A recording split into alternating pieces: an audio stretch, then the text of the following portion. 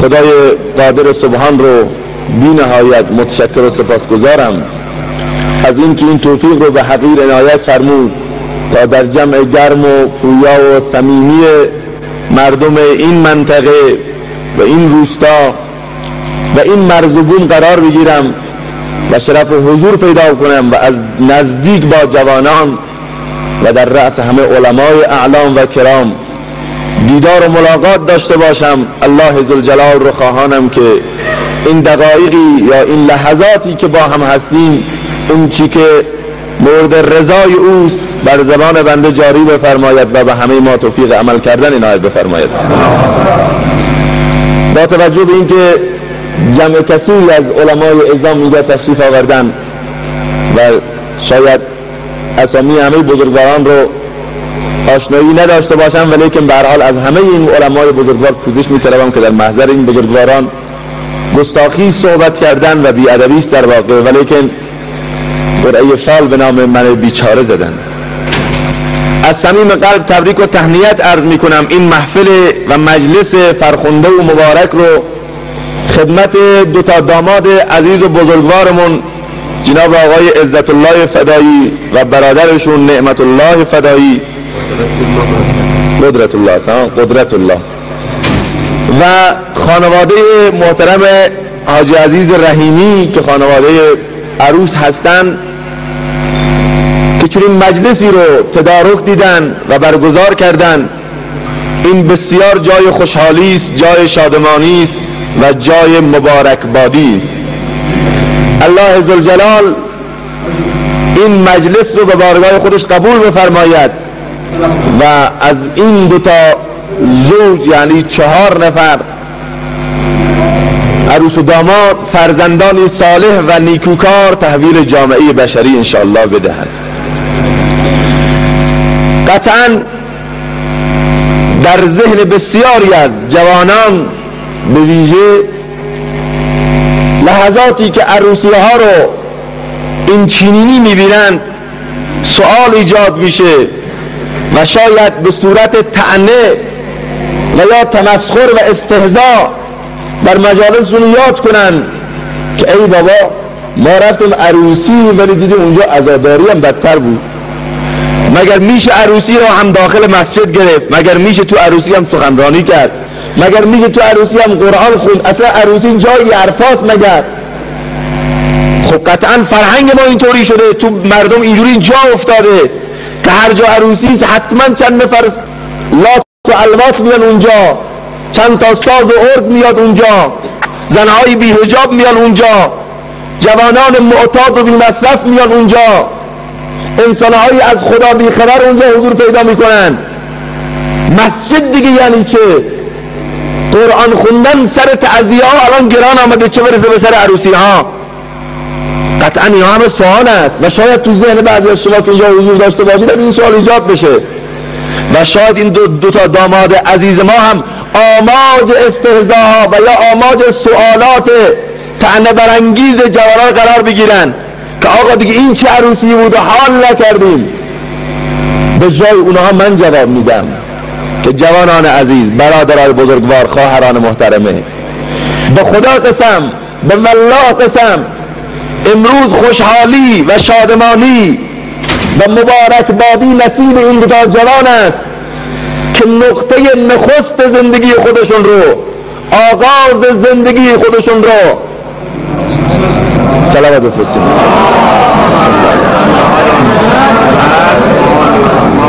دوستان همون در رو بزنید باز بگذارم بقیه هم بشینن، تا ما در رو باز بگذارم بقیه هم بشینن که ما صحبت ما رشته کلام از دست ما در بقیه هم بشینن.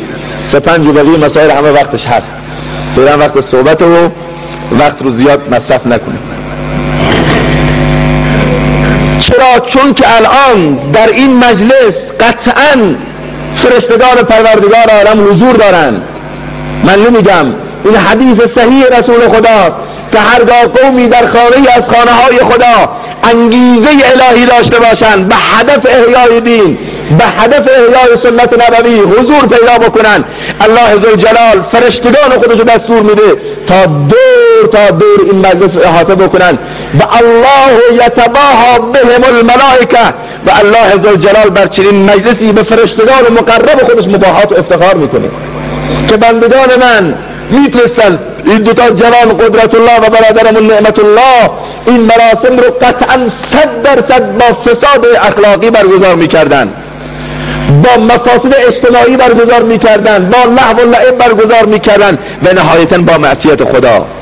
اما آمدن همه این موانع رو در نوردیدن، همه این مشکلات و معضلات رو زیر پا گذاشتن، صدها رو شکستن و این مجلس رو فقط برای رضای خدا گرفتن. پس بندگان من، فرشتگان من، شما شاهد باشید که این دوتا جوانی که نقطه صفر زندگی اونها با عبادت، با سنت رسول الله و در خانه الله و با حضور علما و افراد صالح برگزار شده، مطمئن باشید، شما شاهد باشید که من گناهان گذشته اونها رو معاف کردم. این حدیث رسول الله. و متاسفانه امروز واقعا جای افته، جای تأسفه که میان نقطه صفر زندگی انسان با گناه و با معصیت و با دوری از الله بنیانگذاری بشه، شالوده زندگی انسان با گناه چیده بشه و اساس گذاری بشه. خب این زندگی رو درد چی میخوره؟ حالا 100 تا صلوات هم بفرستن، 100 تا چاریاری هم بگن، 100 تا تکبیر اونجا بگن، 100 تا مبارک بادم بگن، مبارک نخواهد شد. مجلسی مبارکه که برکت داشته باشه. چطور شما به یک جوانی که آمده کروات رو به گردنش انداخته و از اون طرف ساز و سرور داره میکوبند، یک جوانی که از خدا خبر نداره بهش بگه مبارک باشه؟ مبارک گویی اگر کسی بگه مبارک باشه هم مسئوله. چطور مبارک باشه؟ اینی که آمده تیشه رو برداشته به ریشه سنت های رسول الله میکوبه، اینی که تیشه رو برداشته و خنجر زهراگیر رو برداشته و قلب نازنین رسول الله رو آماج حمله قرار داده، چطور بهش میگه مبارک باشه؟ این مبارکی نداره، هرگز با برکت نخواهد بود.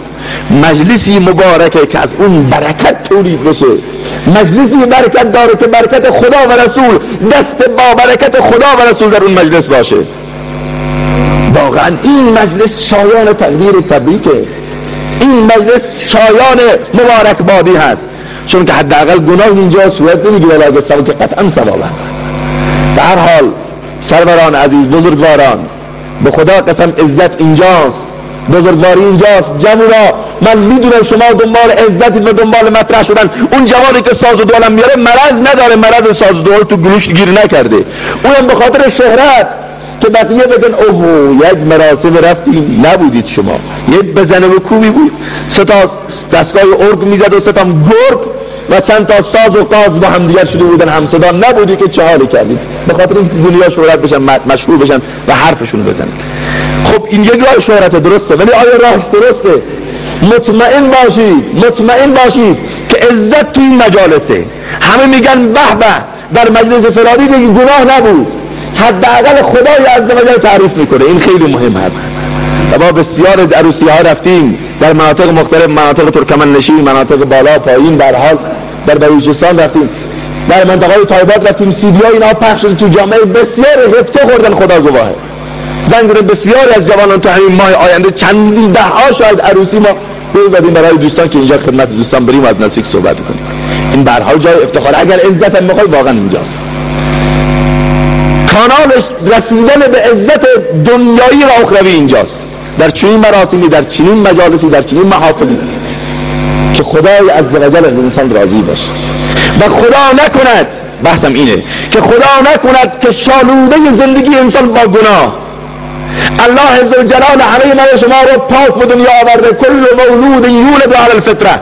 رسول الله صلی الله علیه و سلم هر انسانی که به دنیا میاد، هر فردی که قدم به عرصه گیتی میگذاره، الله عزوجل ابو جهل رو از ابتدا ابو جهل نکرده بود، ابو لهب رو از ابتدا اون صفت خنزیری و خباثت رو در سرشت و در طبیعت رو قرار نداده بود، بلکه فطرت پاک، این قلب سالمی که نصیب رسول الله شد، اون قلب سالمی که نصیب ابوبکر صدیق و عمر فاروق، دقیقاً همون قلب ابو جهل و ابو لهب هم داده شد.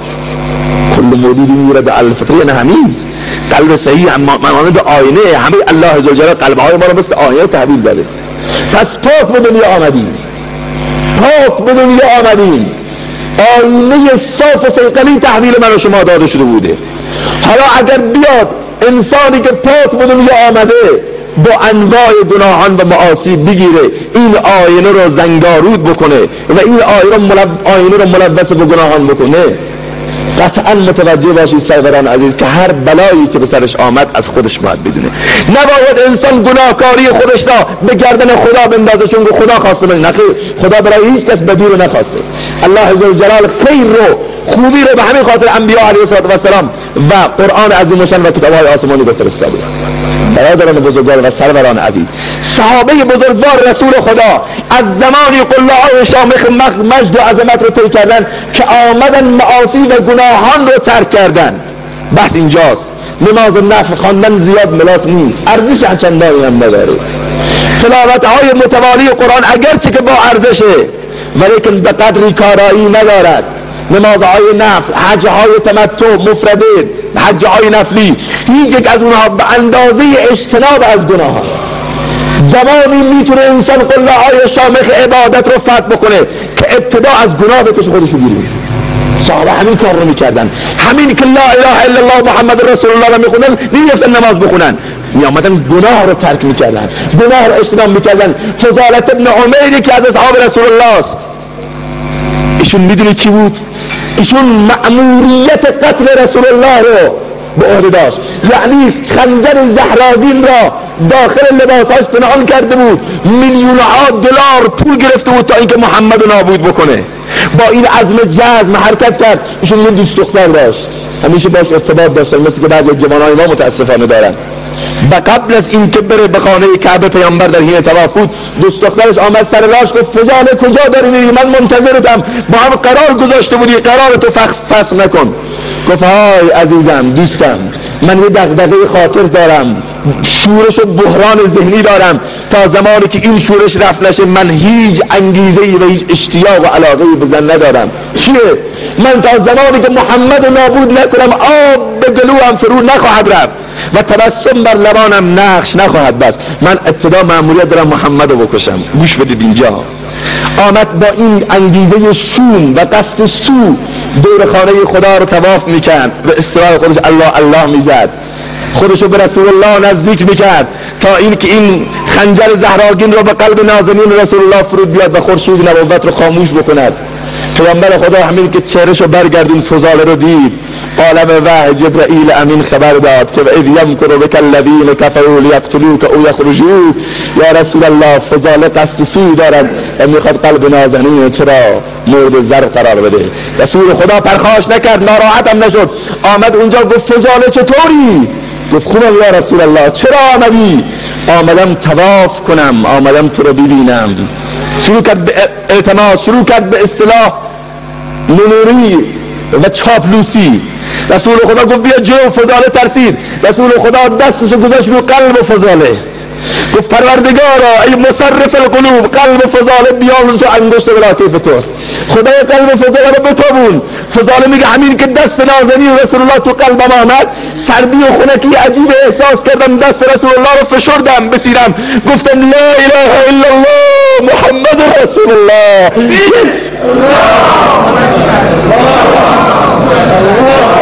یا رسول الله دست تو بر ندار از رو سینم و قلب و روح روانم که از دست در نور میتابه در سراسر وجودم. یا رسول الله بذار دست تو سینم باشه.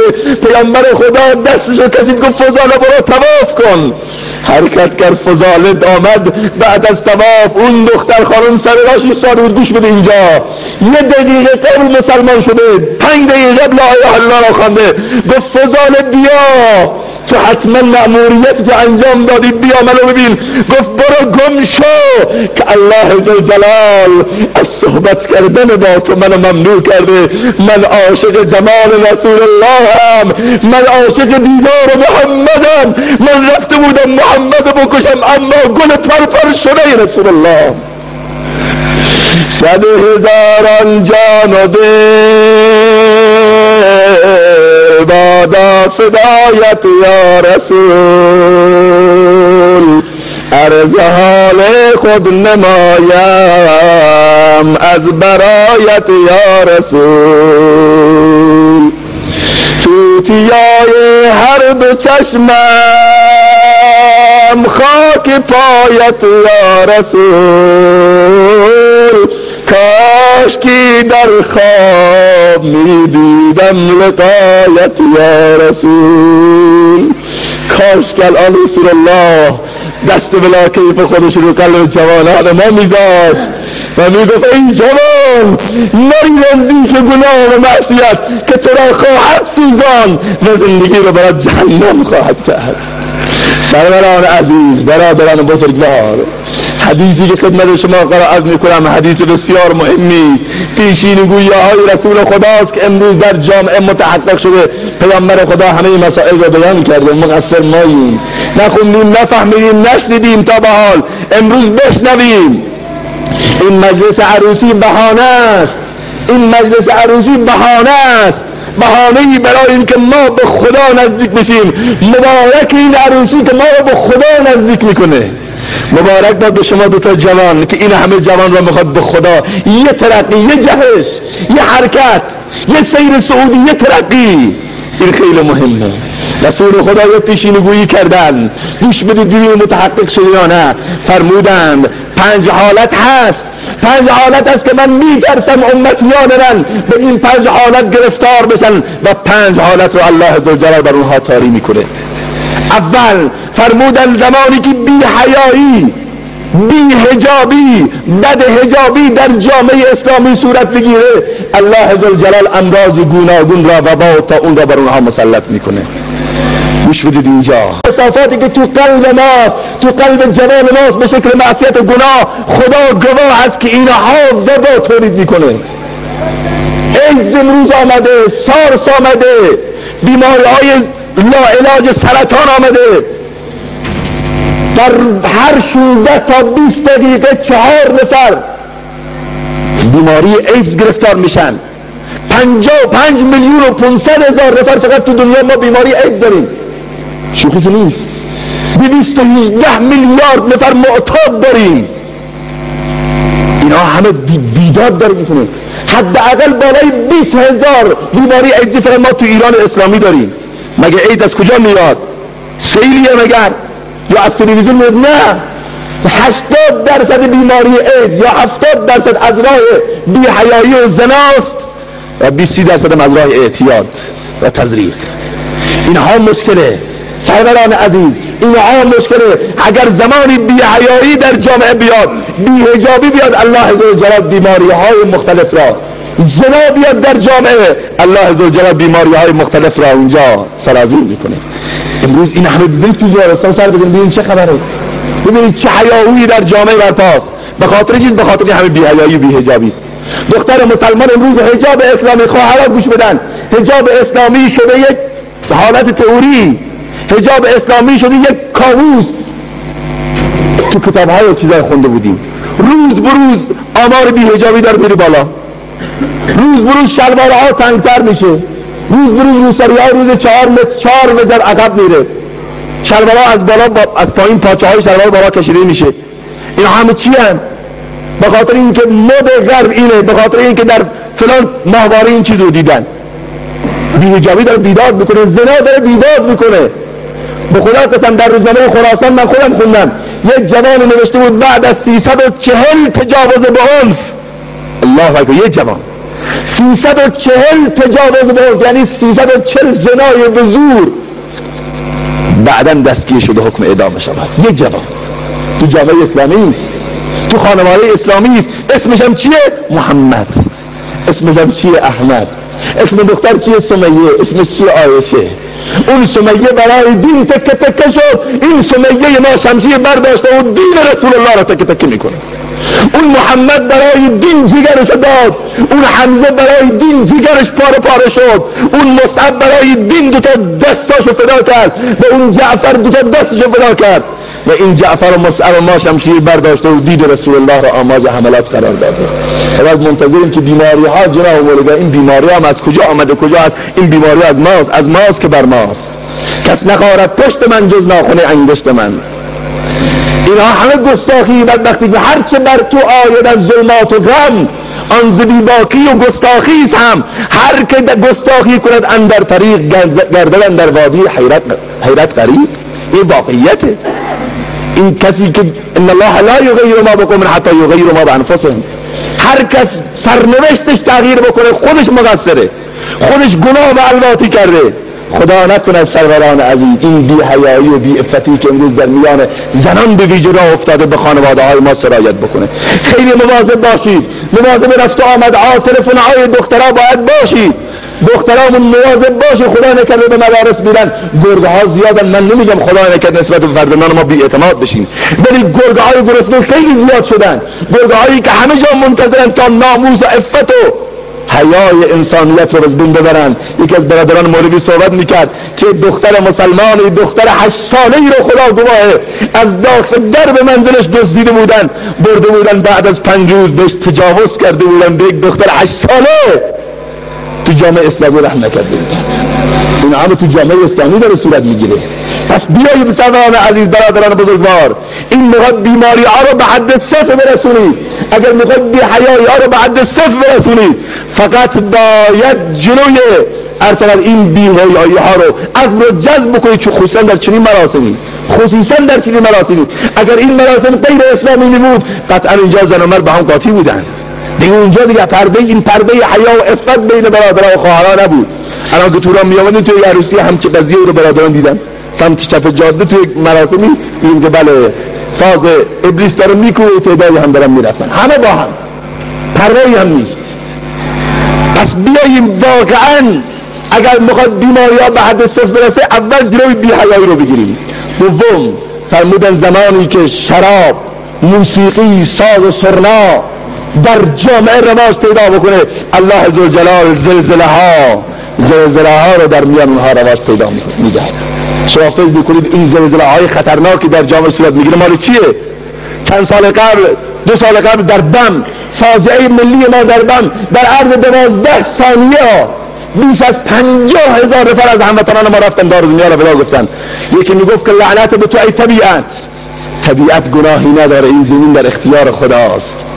یکی میگه آقا مواد مذاب و سیار داخل زمین حرکت کرده، زمین به این شکل شده، اینا همه رو از عینک فیزیکی و نمیدونه مسائل مادی و چشمهای مادی بررسی میکنن که آقا مواد سیار داخل زمین به حرکت در افتاده، فلان جا نارسایی زمینی شده، اینجا زمین تکان خورده و فلان چندین نفر مردن.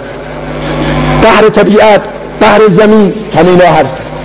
زلزله ها رو رسول الله میگن از زمان میاد که شراب و موسیقی در میان جامعه رواج پیدا بکنه. 40,000 نفر، 50,000 نفر شب جمعه بود آمدین، بسیار جشن تولد داشتن، بسیار جشن عروسی داشتن، بسیار تا ساعت 12 یک شب زن و مرد با هم زدن و کوبیدن و رقصیدن. بعد شب که رفتن بخوابن گفتن اشکال نداره فردا تعطیلی است، تا ساعت 2 لنگ ظهر هم میخوابیم. خبر نداشتن که این سرگذشتن دیگه برداشتنی نخواهد داشت، این سرگذشتن دیگر برداشتنی نخواهد داشت. لخت مادرزاد بسیاری از داخل آوارها آوردن بیرون، لخت مادرزاد. دست جمیل، حجاب و حفت و حیا رفته بود. خدای عزوجل سروران عزیز دعا کنید که بعد از مرگ انسان رو رسوا نکنه. این خیلی سخته. بعد از مرگ آبروی انسان رو نریزه.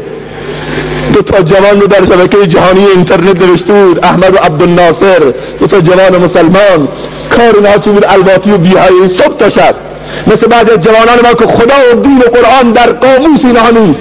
صبح میاردن ساعت 9 دو پاک قرار می‌گذاشتن میرسن تا ساعت 12 شب تو شبکه جهانی اینترنت. قصه نیست، داستان نیست، مال اصل حاضره. بیا تا به شما سایتشو بدم.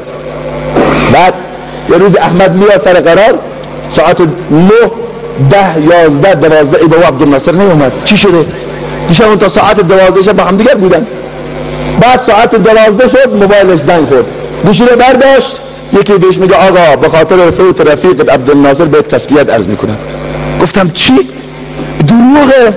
بعد این ملگای نازاهی رو باور نمیکنه، 2 تا رفیق با دیشب با هم دیگر بودن، با هم قطع بودن، یهو بیمیره اصلا باور کرده نیست. مریض نبوده که مگه مریضی انسانو میکشه؟ تصادف نکرده مگه تصادف انسانو میکشه؟ گلوله جنگ دعوایی مگر جنگ دعوا انسانو میکشه؟ نه، همه اینا حرفه. ای دوست از محبت دنیا کنار شو، از این گذر به درگاه پروردگار شو. عمرت کثیر نیست و غافل چرا شدی؟ نازه اجل درآوردی گوید سوار شو. این حرفا نیست.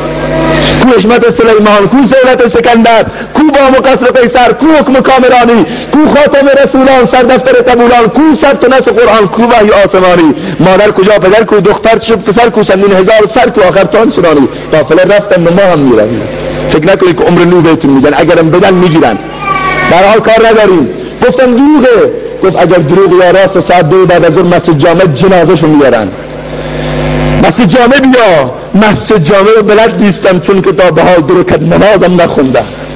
از سر صدق صفا آدرسشو بگیر، از سراغ به عراق میرید.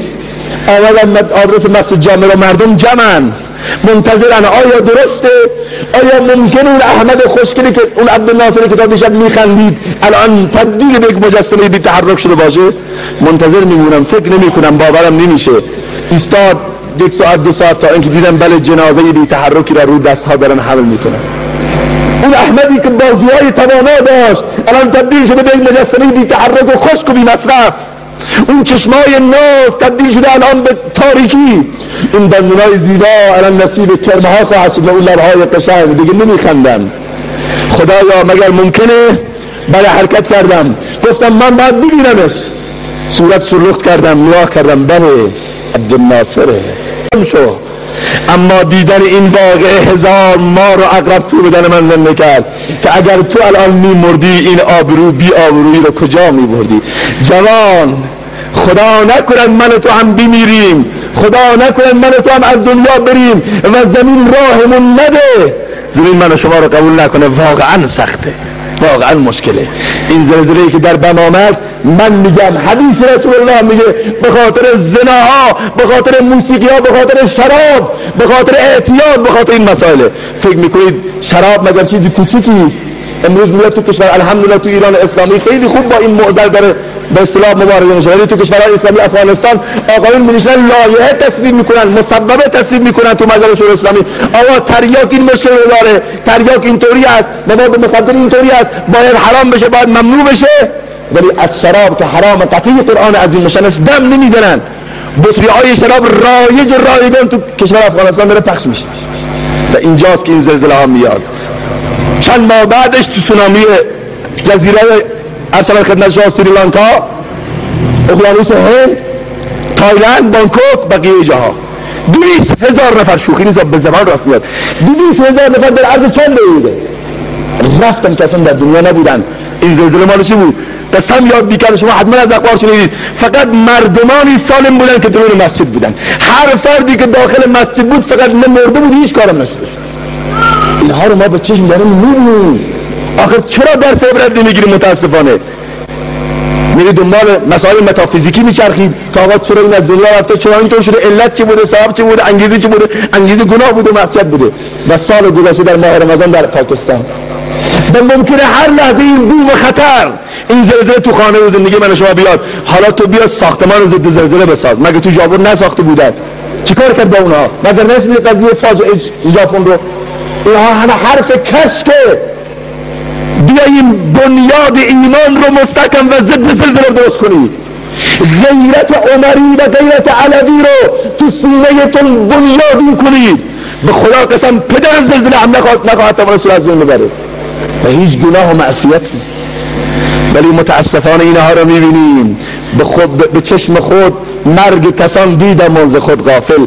بدا به من که زدم گوش خیش را به کری. همه چیز را دیدم، گوش خود را به کری زدم. یه آقای میگه با ملک الموت با هم دوست شدن، ارتباط گرفتن با هم دیگر. گفت ملک الموت، گفت چیه؟ گفت یه خواهشی ازت دارم، دوست از دوست هر چه بخواد قبول میکنه؟ گفت بله. یعنی خواسته دارم. گفت چیه؟ گفت هر زمان مرگم آمد تو رو خدا در 15 روز قبل بگو فلانی مرگت نزدیکه، تو رو خدا آمادگی بکن. گفت چشم، من حتما این کارو میکنم. یه ماه 2 ماه قبل، اصلا چند سال قبل بهت میگم. میگه نه چند سال قبل خیلی زیاده، یه 2 ماه که مونده بود مرگم به من بگو فلانی مرگت نزدیک، حداقل من زاد و راحله‌ای توشه‌ای بردارم برای آخرت تو دنیا بزنم بکنم اون 2 ماه عبادت کنم. گفتم چشم. اسرائیل گفت چشم. در حال سالها گذشت، بعد از چند سال آمد اسرائیل به سراغش. گفت ها اسرائیل، هی دوستم حتما آمدی به من خبر بدی که مرگم کی است؟ گفت نه، اتفاقا آمدم جان تو بگیرم. گفت ای بی‌انصاف این شرط دوستی نیست، من تو با هم قول و قرار کرده بودیم، من تو با هم دیگه عهد و پیمانی بسته بودیم که هر زمانی که مرگم فرا برسه منو خبر بکنید. گفت چرا؟ من به قولم عمل کردم، من اینقدر برات احضاریه فرستادم، اونقدر چرا قرمز روشن کردم، اونقدر تو ذهن تو گوشت تلنگر کردم، ولی تو به قدری در دنیا غرق بودی که به هیچ یک از این هشدارهای من توجه نکردی. گفت چطور؟ گفت اولین کسی که تو روستاتون وفات کرد جوان همکارت اون احضاریه من بود که ای برادر عزیز این رفیقت بود، دوستت بود، همکارت بود، همسایت بود، برادرت بود، تو خانت بود، این من رفتم از دنیا، اون سخنرانی کرد برای تو، اون پیام من رسون که من رفتم تو هم پشت سرم میای، ولی تو اصلا توجه نکردی. اولین باری که تصادف کردی تو جاده و نمردی، بعد آمدی تو خانه گفتی آها اگر رانندگی من نمی بود، اگر فرمان اینطور نمی پوشیدم، اگر اینطور نمی کردم، اگر اینجور دنده عوض نمی کردم رفته بودم. دروغه، اون فرمان من پیچیدم چون که قرار بود به احضاریه بفرستم، تو آمدی از عقل و از رانندگیت نزدی. اولین باری که مریض شدی رفتی تو بیمارستان و اون لباس سفید پوشه ها رو به شکل پرستار دیدی، اونها پرستار نبودن، اونها احضاریه و اختاریه من اسرائیل بود که هر لحظه ممکنه اینجا جون تو بگیرم. اونجا بله گفتی خدایا شکرت هر چی تو بخوای هر چی تو بگی، ولی از بیمارستان که آمده بیرون خدا و دین رو فراموش کرد.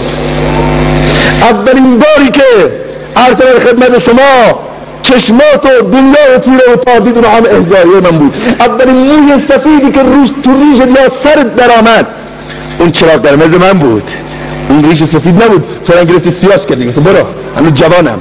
نه، مزن وسمه بر ریش و ابروی خیش، جوانی ز دزدیدن سال نیست. اونها همه احضاریه و اختیاری من بود، ولی تو به قدری در زندگی دنیا غرق شده بودی که دیگه یک از اینها توجه نکردی. الان دیگه زمان رفتنه، الان دیگه هیچ فرصت 2 رکعت نماز خوندنم بهت فرصت نمیدن. پس سروران عزیز اینها همه در زندگی انسان میاد، اینها همه تلنگر ایجاد میشه فقط به خاطر اینه که درس عبرت بگیریم، بفهمیم واقعا این چراغ قرمزهایی که الله عزوجل سر 4 راههای عمر من شما داره روشن میکنه همه هشداره، هشدارهای ایمانی است. حضرت حبیب عجبی رو که میشناسید، من اسمش تو تاریخ خوندید، یکی از اولیای خدا و یکی از سلاطین اقلیم عشق، یکی از بزرگان دین. میدونی ایشون یکی از سودخواران و رباخواران ماهر قرن خودش بود، عصر خودش بود. یعنی به حد ایشون سودخواری مهارت داشت که تمام رزق روزی خودش رو از این راه دست می آورد. اینقدر پول‌ها و مال‌های انگفتی، مغازه‌ها و تجارت‌های بزرگی رو از این راه کسب کرده بود. میآمد پیش آقا میگه آقا پولمو بده، سودمو بده، اضافی پولمو اگر نداشت بگو پایمزدمو بده. این همه راه که آمدن پایمزدمو بده. آقا تو که بنزین مصرف نکردی اون حرفا نیست. آمد در خانه رو زد، هر چی این زنه گفت شوهرم نیست، هیچ چی ندارم تو خانه. گفت من به خدا قسم نمیرم، باید آبروی شما رو ببرم، امروز حیثیت شما رو میبرم. گفت هیچ چی نداره، فقط یک گردن رو از یکی گدایی کردیم، گردن گوسفند گوشت نداره. گفت همونو بده. همون گردن رو از دست زن گرفت، وگرنه گفت به تجاوز خواهم کرد، نعوذ بالله من ذلک. زن مجبور شد این گردن گوسفند رو بهش داد. آمد به خانه زنش گفت که نون نداریم، هیزم نداریم. گفت الان میرم جای بدهکار دیگه. آمد پیش او، یا آبرویی میبرم یا پولمو بده یا اون در هیزم رو نمیدونم آرد بده بهم. از اونم گرفت، از پول سود ربا. آمد غذا درست کرد، نشسته بود که غذا درست بشه، گدایی آمد در خانه رو کوبید. آمد گفت چیه؟ گفت بدید به رضای خدا. گفت برو گم شو، من خودم رفتم برای نهارم از این طرف اون طرف گدایی کردم، اونم بدم به تو، من خودم چه بخورم؟ اون گدایی نبود، فرشته خدا بود. تبسم کرد و رفت. به زنش داد کشید، حبیب که این زن چرا دیر میکنه، برو غذا رو بردار و بیار، گشنمه مگر نمیبینی که از صبح چه بلا و چه زحمتایی کشیدن؟ زن رفت که سر غذا رو باز بکنه، دید تمام این گوشت و برنج تبدیل شده به خون سیاه. جیغی کشید، گفت حبیب. گفت چیه؟ گفت بیا غذا رو ببین. امروز در دنیا که دارالجزا نیست، الله عزوجل با ما این عمل رو کرده، غذا ما رو تبدیل به خون سیاه کرده. چه جوابی خواهیم داشت و با چه روی حاضر خواهیم شد روز قیامت در پیشگاه رسول الله صلی الله علیه و سلم؟ اونجا رسول الله بگه ای حبیب و ای جوان مسلمان، من حمزه رو برای تو پاره کردم، من سمیه ها برای شما تکه تکه کردم، من خونم رو در احد ریختم تا گلزار بشه جهان، تا جوان ها همه زنده بشن. چه کار کردی؟ چه جوابی داره جوان مسلمان؟ خدا نکنه رسول الله روز قیامت با این سوال بکنه، رسول الله بیاد خونخواهی حمزه بکنه، خونخواهی مصعب بکنه، عمر رو تو محراب شهید کرده برای تو، عثمان تو قرآن تکه تکه کرده برای تو چه کار کردی؟ بی مصرف چند تا جوان معتاد بی مصرف تحویل جامعه بشری دادی، با ساز و سرنا عروسی تو خنجر زهراگین به قلب رسول الله زدی. حبیب بلند شد جیغی کشید گفت خدایا این چرا قرمز توه، تو خدا من نکشته من جبران کنم، کجا برم؟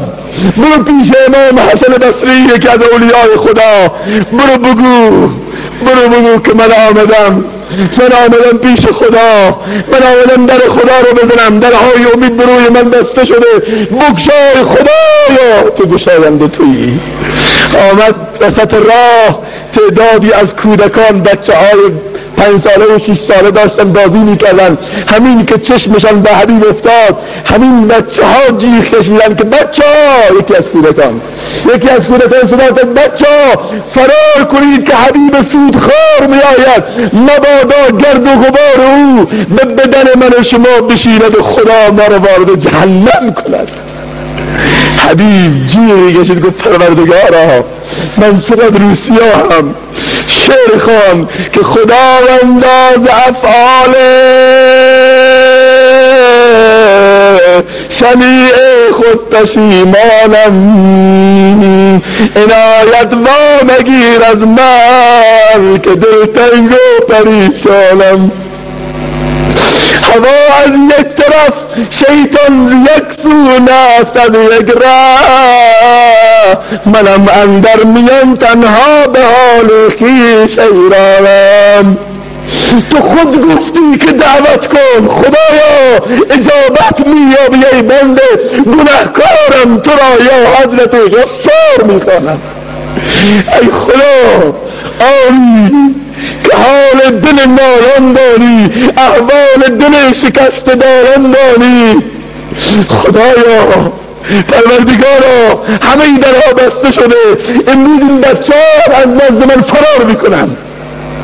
خدایا من اینقدر بدبخت شدم، اینقدر روسیا شدم. خدایا پروردگارا محمد نیست که برم، ابوبکر نیست، عمری نیست. خدایا تو خودت دستمو بگیر برم پیش حسن بصری. آمد گفت حسن توبه کردم، اشتباه کردم، آمدم برگردم، توبه از اعمال نامحمود کن، ای زیان اندیش فکر سود کن، تیزی دندان تو را رسوا کند، دیده ادراک را اعما کند، این علفزار جهان هیچ است هیچ، تو بر این مرحوم ای نادم مپیچ.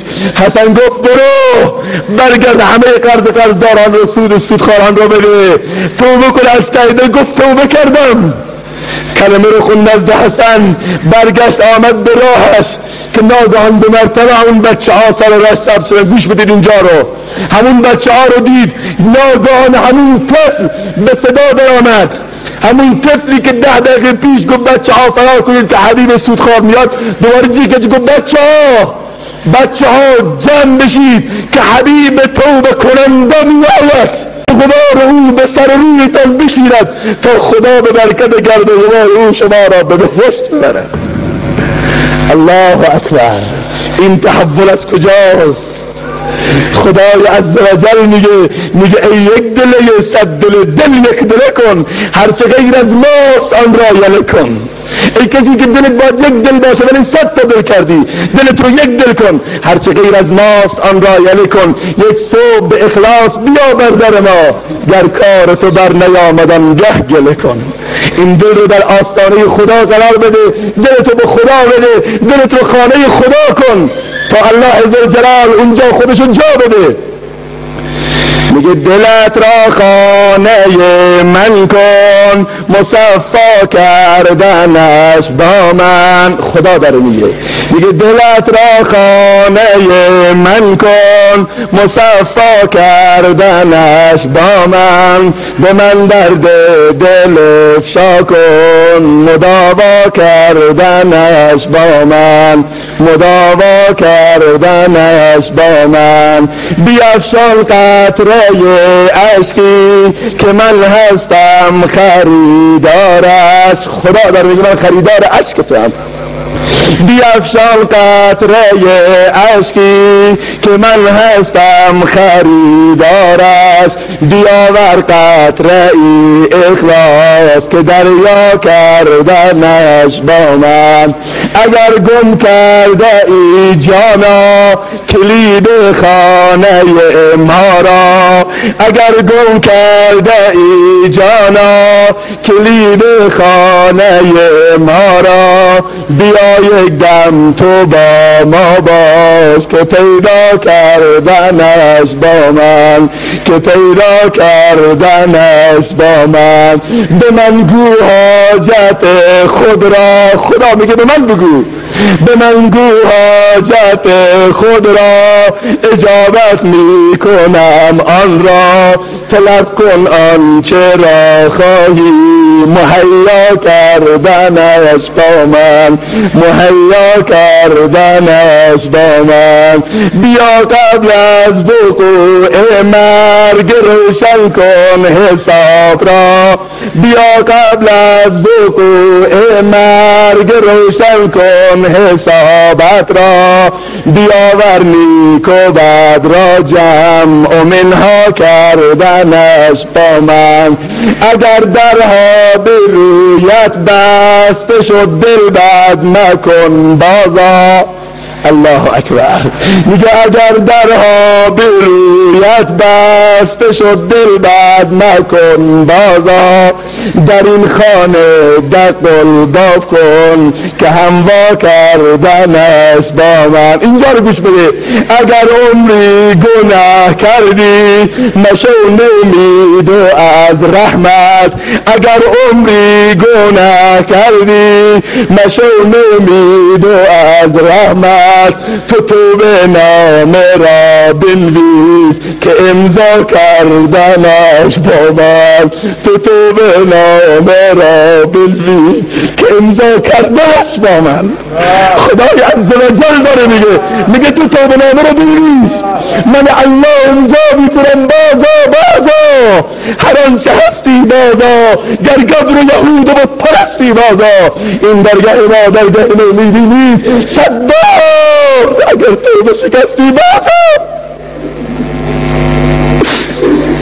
تو دستتو بده، من خدا میکشمت بالا. تو موی بیشاری تو بده،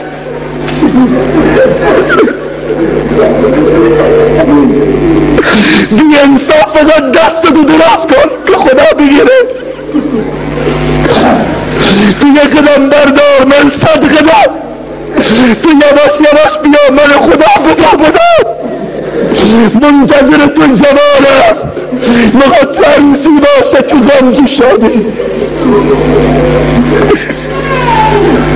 خدایا این دوتا جوان یک قدمشو برداشتن، تو رو خدا به حرمت این مسجد بقیهشو بگیر.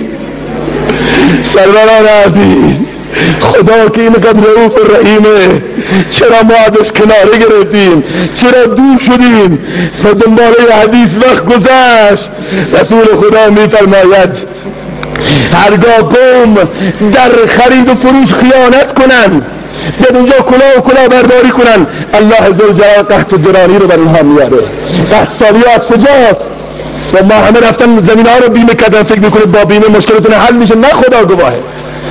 زندگی میخواد، زندگی آمد برای بندگی، زندگی بی بندگی شرمندگی. در به صورت آدمی انسان بودی احمد و بوجهل هم یکسان بودی. آنچه میبینی خلاف آدمن، نیستن آدم خلاف آدمن. آقا میره صبح تا شب سری 10 نفر کلاه میذاره، شب میاد کلاه خود رو کج میذاره، میگه خانم سر چندین نفر کلاه گذاشتن، ای بی غیرت. کلاه گذاشتی دلت خوشه؟ رسول الله صلی الله علیه و آله از کنار به اصطلاح من شما خرمن گندمی داشت رد میشد، گندم کوبیده. پیامبر خدا دست برد دید که روی گندم‌ها خشکه ولی زیرشون تر خیسه. رسول خدا فرمود مالکیه؟ گفت صحابه گفت من یا رسول الله. گفت های من غشنا فلیس منا، هر کس به امت من خیانت بکنه از امت من نیست. ابو حنیفه رحمت الله علیه تاجر بود، پارچه فروش. یکی از پارچه‌هاش مورد داشت، به شریکش گفت عبدالرحمن این پارچه رو وقتی خواستی بفروشی بگی معیوبه، یادت نره. گفت چشم استادم.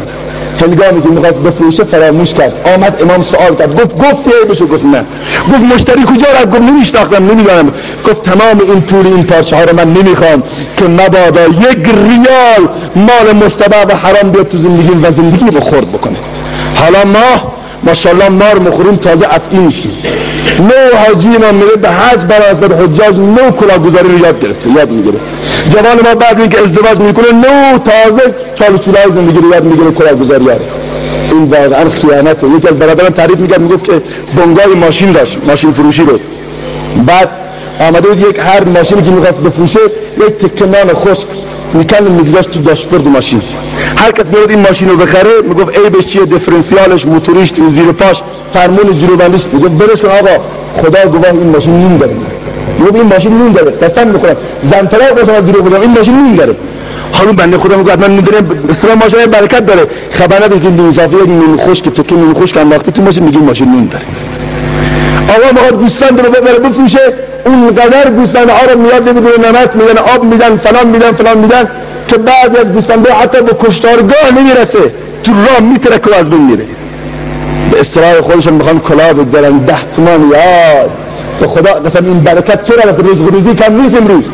امروز فقیرترین ما از ثروتمندترین مردم 10 سال قبل بیشتر پول داره، ولی چرا سیر نمیشیم؟ چون که برکت نیست. رسول الله صلی الله علیه و دنباله حدیث میفرماید که هرگاه امت من به معصیت و گناه عادت بکنه الله عزوجل برکت را از زندگی میگیره. امروز برکت رفته از خانه ها، پول زیاده برکت نیست، ماشین زیاده برکت نیست، زن و بچه و اولاد زیاده برکت نیست. اینها دیگه مشکل زاست. خدا دعا بکنید الله عزوجل برکت در زندگی ما بیاره.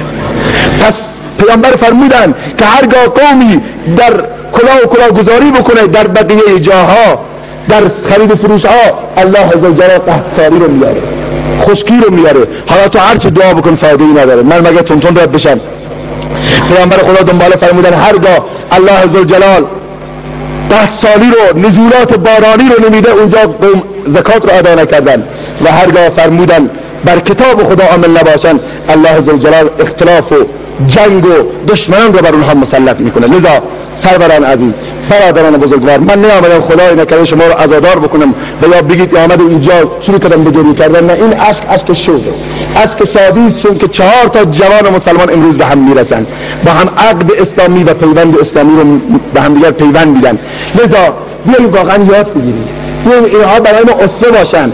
اینطوری نباشه که فقط این 2 مراسم شده خدا حافظ. نه، همیشه از علما استفاده بکنید. بود مراسم ما مراسم اسلامی، الحمدلله جوان‌ها بیدار شدن، الان همه جا جوان‌ها سر میکنن مراسم رو مراسم اسلامی بگیرن. ما در قبل از ماه رمضان بالای 20 تا مراسم اسلامی رفتم، فقط بنده رفتم سخنرانی کردم در استان‌های مختلف، در شهرهای مختلف. و الان نوبت گرفتم، پشت نوبتم بس هفته آینده در ترات جام، هفته بعدترش در احمدآباد و سولر. 6 تا عروسی در سیستان و بلوچستان با هم گرفتن. در احمدآباد خود تباتکان مشهد 2 تا عروسی هست. همه اینها به هر حال جد و جهد و دعای جوانان هست که الحمدلله قبول شده و جوانان از گناه دیگه خسته شدن، واقعا متوجه شدن دیگه گناه فایده ای نداره و راهی را از پیش نخواهد برد. پس سروران عزیز بیاییم همه ما فرزندان ما رو، جوانان ما رو انشاءالله در مراسم اسلامی برای اونها بگیریم و از محضر علما استفاده بکنیم. حالا مرد میدان کیه؟ مثل به تبلیغی‌ها میگه نه، در حال میگه نه فتنه بکنید جناب ولی صاحب. هر کس که حاضر انشاءالله داماد بشه یا هر کس حاضر در آینده پسری، برادرزاده‌ای، عموزاده‌ای، قوم خویش رو داماد بکنه اسلامی، عروس یا داماد اسلامی بگیره، مرد میدان بلند بشه ببین چند نفر هستن دستش رو بلند بکنن. احسنت ماشاءالله. مولیس اسماعیل الدین نیست جناب اینا ماشاءالله احسنت. روان زفر همه انشاءالله هستید.